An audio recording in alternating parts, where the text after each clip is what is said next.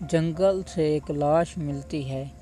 Detective Mehul वाक़े की तहकीकात के लिए पहुंच जाता है। लाश पर या उसके आसपास कोई खून नहीं था।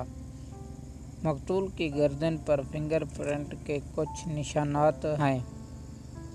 मेहुल ने जंगल में तलाशी ली और 4 अफराद को ढूंढ लिया।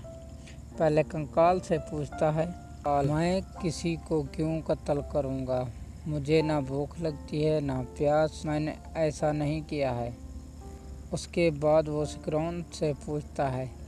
वो बोलता है, मेरा काम सिर्फ कौवों को डराना है, मैंने ये नहीं किया है। फिर मेहुल मम्मी से पूछता है, मम्मी मुझे इंसानों से कोई रंजिश नहीं, मैंने अपने इब्रा में सुकून से रहती हूँ। सबके बाद मेहुल ज़ोंबी से पूछता है, ज़ोंबी मेरे पास तो कल का शानदार खाना बाकी है, मैं इसे क्यों मारूंगा? ये सब सुनने और देखने के बाद क्या आप अंदाज़ा लगा सकते हैं कि कातिल कौन है?